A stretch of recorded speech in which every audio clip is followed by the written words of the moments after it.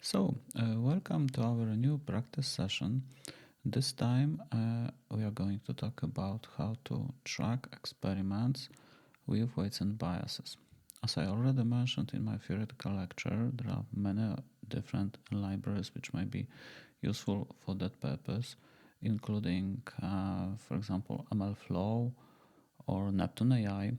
I choose weights and biases because, firstly, paradoxically, it's commercial, yes. So sometimes I think it's good to learn how to use commercial solutions. Secondly, although it's commercial, it still has a very promising free tier.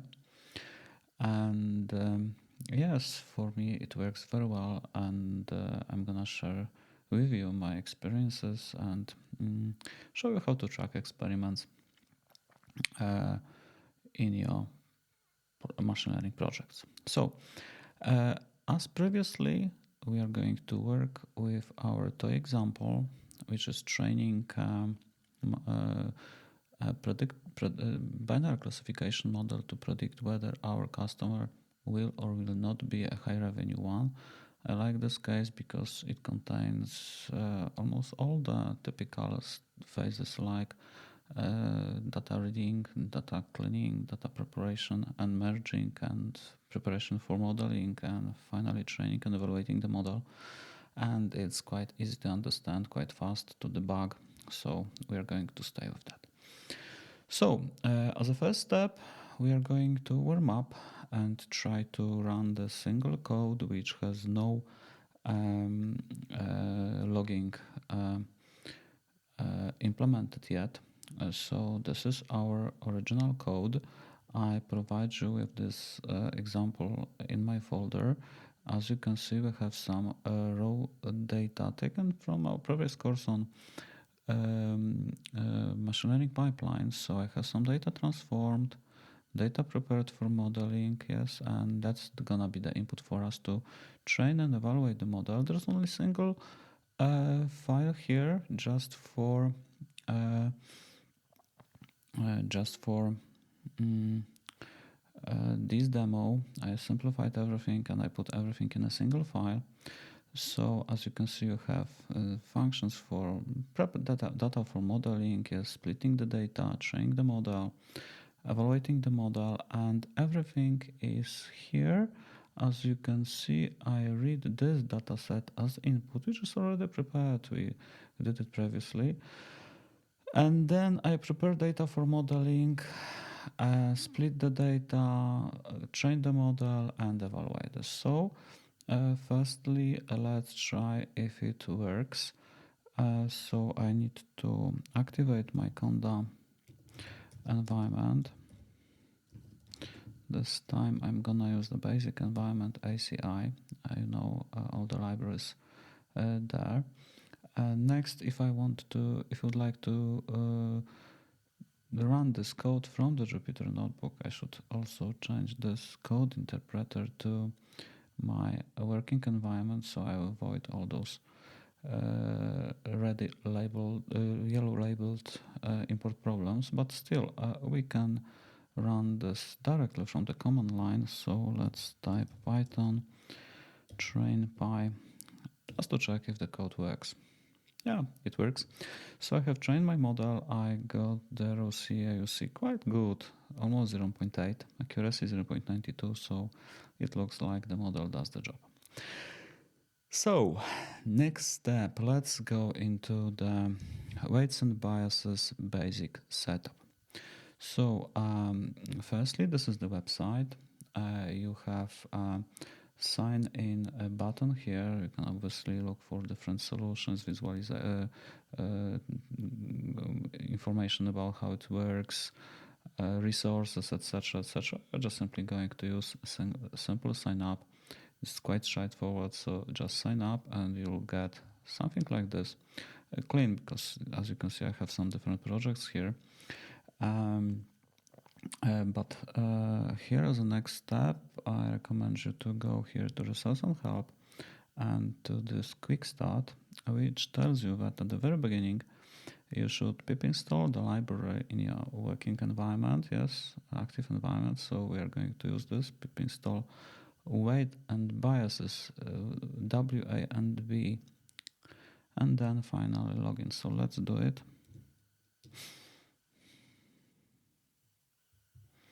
And now let's log in. It's just a one-time job. So as you can see, I need to copy paste my API key. So give me a second to do this.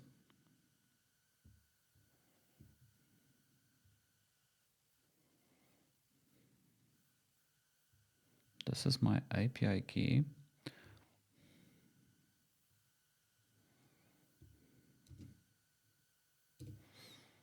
And it's there. So I should be logged in already. So next step. Let's modify the script in a way to start some tracking.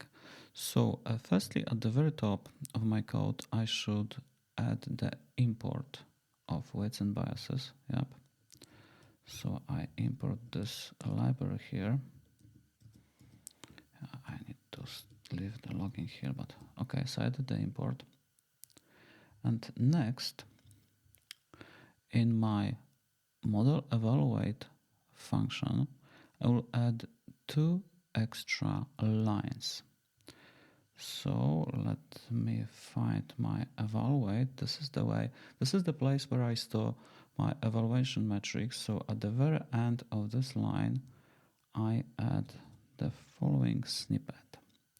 So firstly, as you can see, I call this a library which I imported a few lines above, and call the method init which creates a new project, dataiku highref minus ASI2024, and logs the metrics. As you can see, I have here the accuracy computed. It's here, yep. And so I take this value and assign it to the variable to be stored logged into weights and biases as accuracy. Let's give it a try.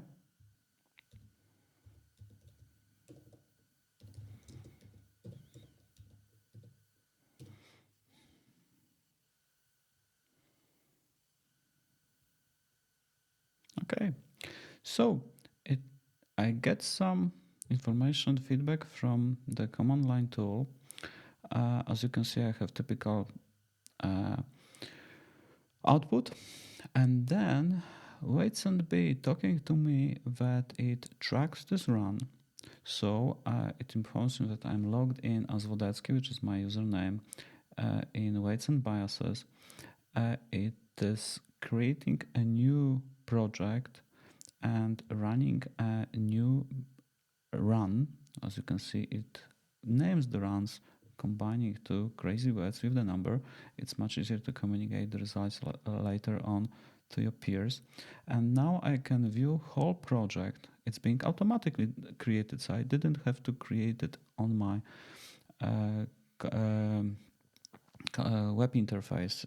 If I have no project like that on my account, it will be directly initiated from the Python script. So I can directly view either the project or a single run from that website. So let's click it and let's have a look. Okay, let me open this. And yeah, we have a very, very funny log, because I can see the only point here. As you can see, this is 0.9. Accuracy is quite good, but I can see different runs. So this is the run, but moreover, as you can see, you can check CPU utilization, system memory utilization, process memory in use, process memory available, process CPU threads, etc., etc., etc. So other thing, but still, this is a very, very basic usage. We have no plot. We have just simply logged a single number, and that's all. So next, let's add something extra. So let's make kind of the manual fine-tuning to our project, okay? So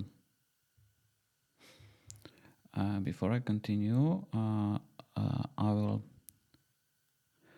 in evaluate the model, I will add an extra option.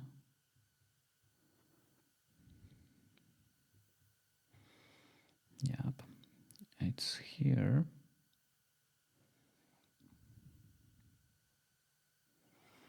I will add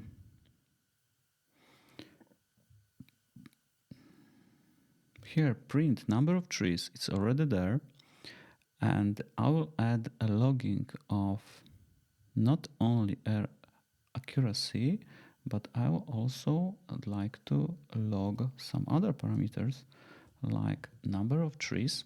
Yes. So this is that. So next, I need to modify my training script where as a model I will use this version. Yes. So as you can see,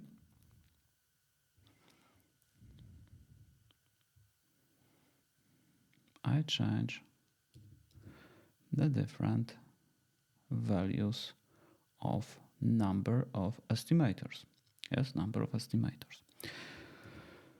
So now when I run such a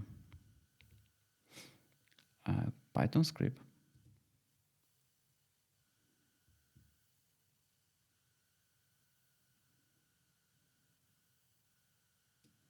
and look at the results, let's have a look at the project itself.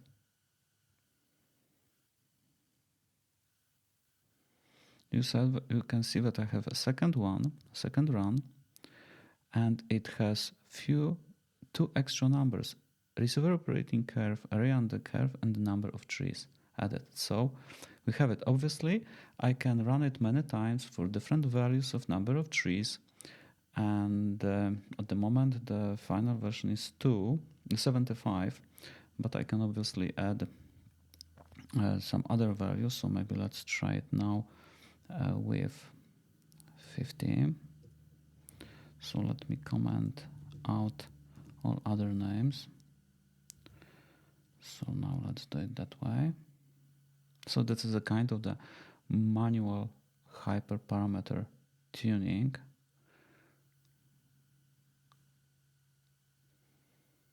Okay, so now when we come back to our project, you'll see that we have a bit more. So on that level, the level project, you can see different runs combined.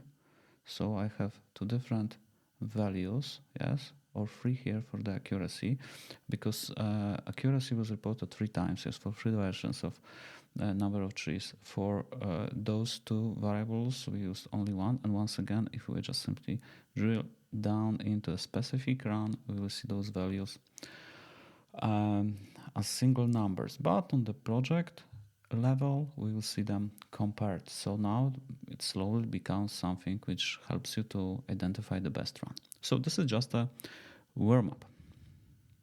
Okay, so the next step.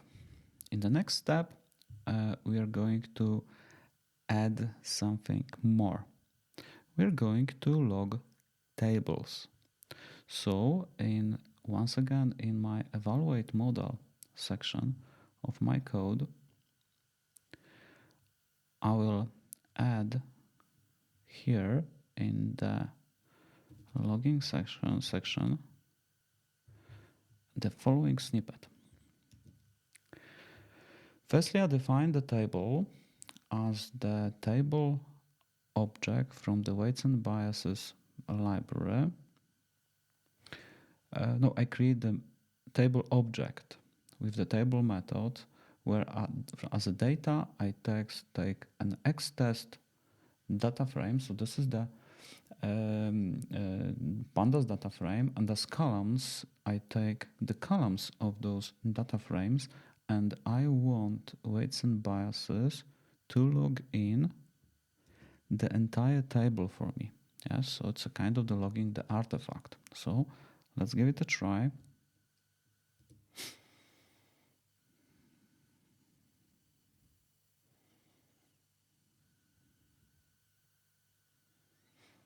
As you can see, it took some time because it's quite large database, it's 4 megabytes. So now I have a new run, resilient plasma -4. So let me look at this. Now we are looking at a specific run. So wow, we have a table.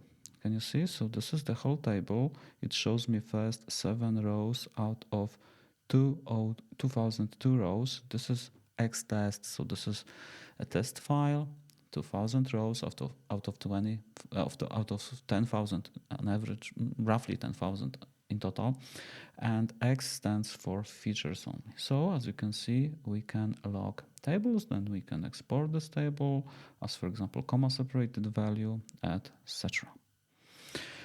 So this is just to show you we can log tables. We are not going to log those tables anymore. So let me comment out this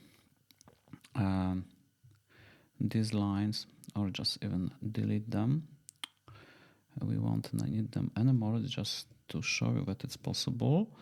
And now let's proceed with the next step. Our next step will be logging single plots. Yeah, we can log plots, or maybe we should just simply start with the combo plot. It will be much easier. You can log single plots, or let's create a combo plot. Look, what's that?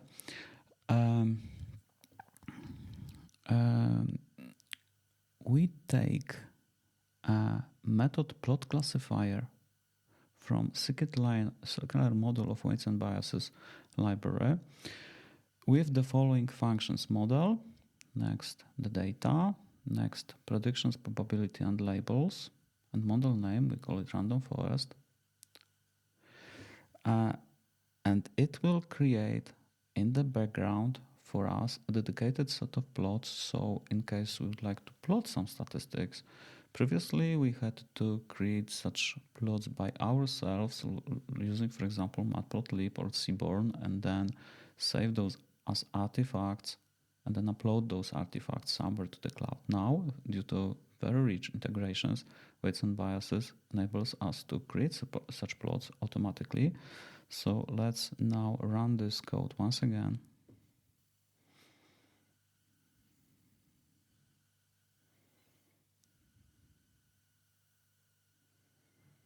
Nope, I got some errors, so probably not all the libraries are correctly uploaded. And let's have a look at the run itself.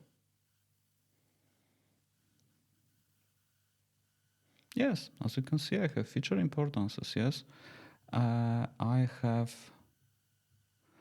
confusion matrix computed. And let's see at other charts, calibration curve, yes, summary metrics.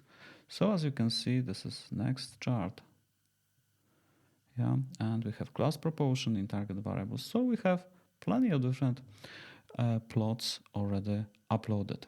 So this is thanks to the very rich integrations of weights and biases with different machine learning libraries like PyTorch or TensorFlow. Okay, so that was a logging of plots. Very nice feature.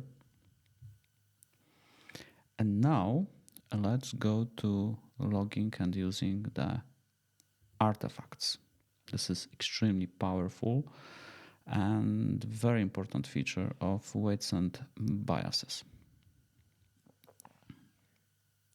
So before we continue, we can go to our project, and here in this section, checked for so-called artifacts.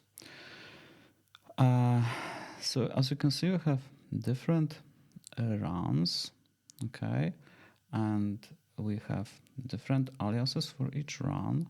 Yeah, we have some metadata for the run usage. We have no at the moment uh, uh, artifacts logged. So as you can see, this is only one. The only artifact is the history of the run. So now let's change it a bit. So let's come back to the code, and once again in the evaluate model section I will add the following snippet. Let's have a look at this. What's happening here? I have a log artifacts. So first I define raw data. I create a new artifact named raw data. Next, I add to this raw data artifact a whole directory with data /01 row. So that means that I add all the content from this folder. Yes, and I want weights and biases to log all the files from this directory up to the cloud as the run artifact. I also create a new artifact named training dataset with this method and same balance artifact. So I initiate this with the type dataset, yes, and once again I attach to this artifact a single file. This time, as you can see, this is the single file from this folder, so customers labeled. So I can add a whole directory or a single file. As always, the structure is threefold. First you initiate the empty artifact. Next you assign your file to this artifact. And finally you ask weights and biases to log this artifact. And finally, I create a new artifact of type model this time. And I attach the trained model, which is the outcome of our training stage, model.pickle, serialized model, and once again asked my weights and biases to log this. So as you can see, this is very powerful. I can automatically log from each run the single file, the whole directory of data, or the model. So let's try.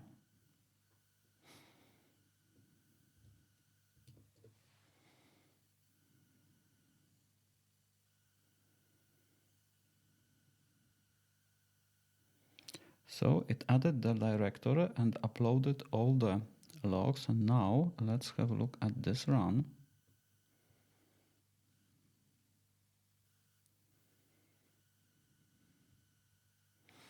And let's go to artifacts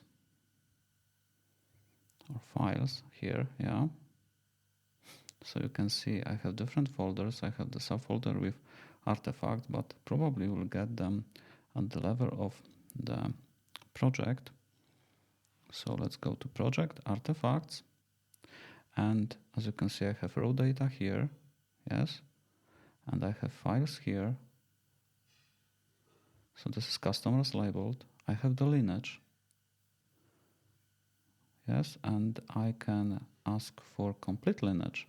So I have all the history of all the artifacts which were generating here. If I add an extra runs, I will get them. So why is that powerful? Look, if we have this model, for example, I already mentioned this in our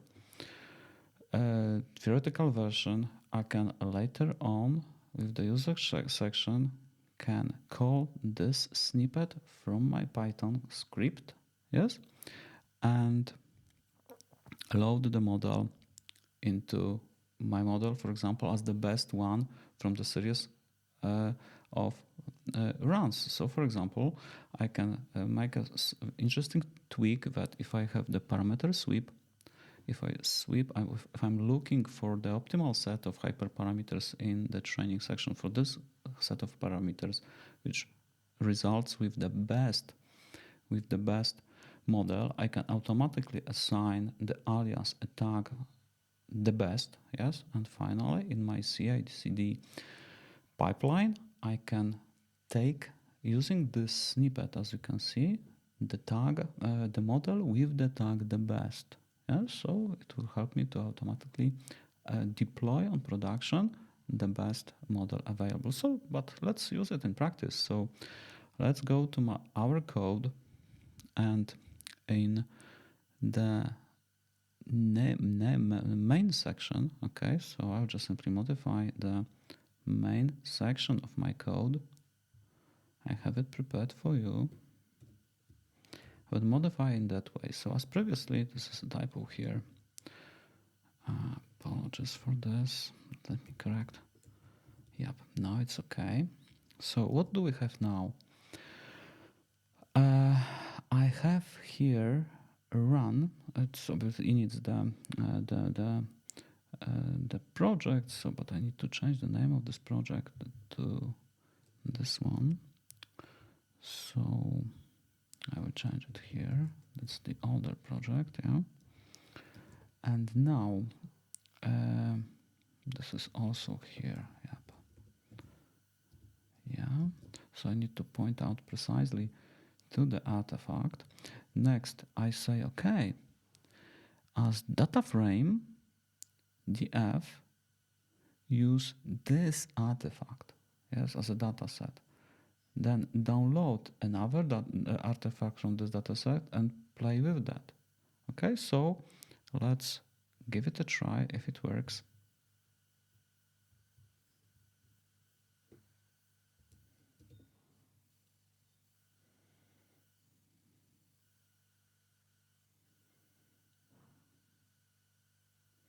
So now it's gonna reuse as data frames for training the artifacts taken, downloaded from the Weights and Biases cloud.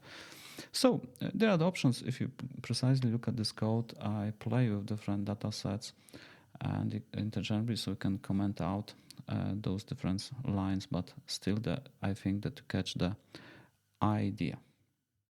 Okay, so now let's come to a bit more advanced feature of Weights and Biases, so-called hyperparameter sweep. As you know, we may train our machine learning models using different hyperparameters, like in the case of random forest, the number of trees, the depth of the tree, etc. We're going to do it in two ways. First one, it is a very primitive way. We're going to use a mechanical grid search. And secondly, we are going to use much more intelligence method, doesn't mean much harder to implement here, so-called intelligence Bayesian-based sweep parameter sweep. So let's start with the first version. You have all the codes in my repo, but what you can see here, what I have done in my script, firstly, I set up my train model as a function of a single parameter. I'm gonna sweep number of trees.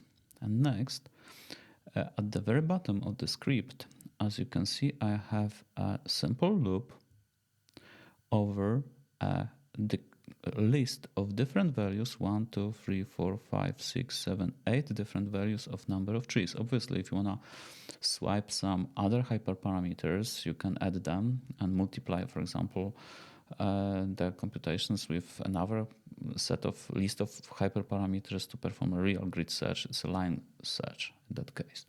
But the idea is quite straightforward. You test different number of trees to identify which option is the best one. So let's run the script and see how it is registered in the tract within the weights and biases. So let's type that way.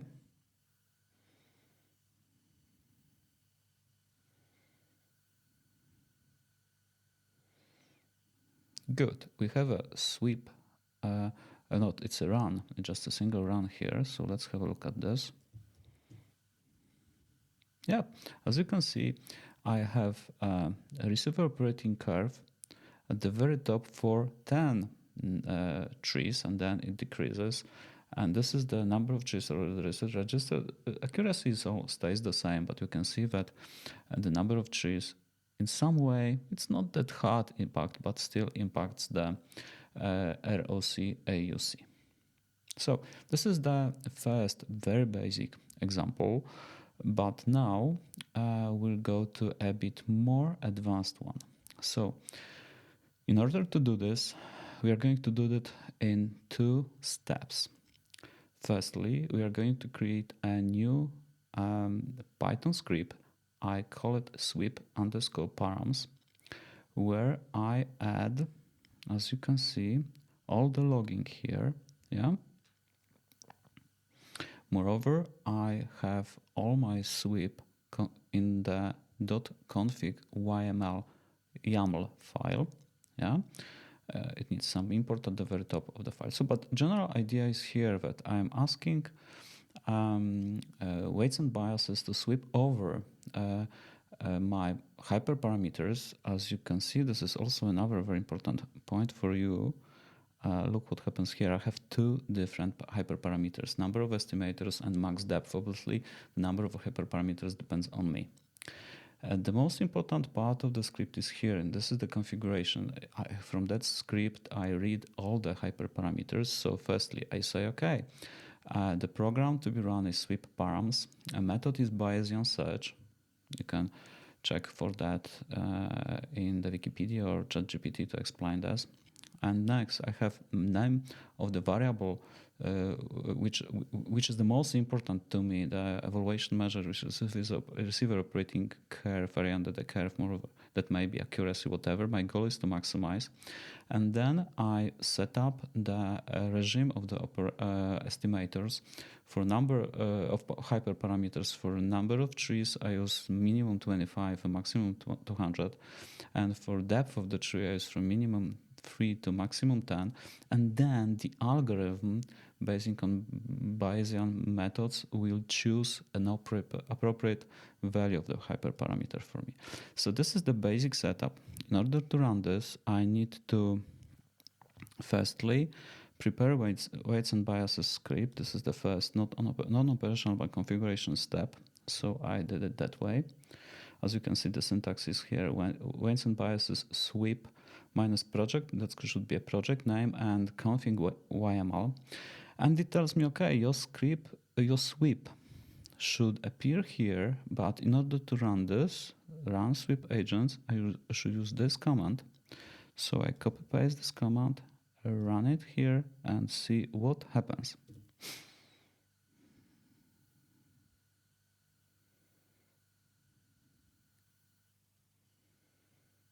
Okay, so we can see that something is going on. So let's wait until it's done.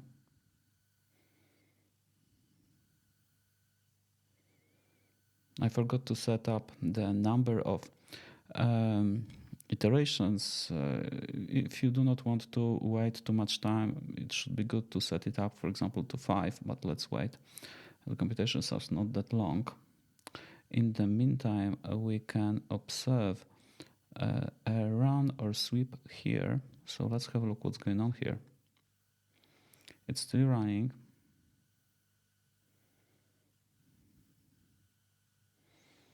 Yep, as you can see, we have quite a nice curve being plotted. As you can see, we have some intermediate results. This is maximum depth value. This is number of trees.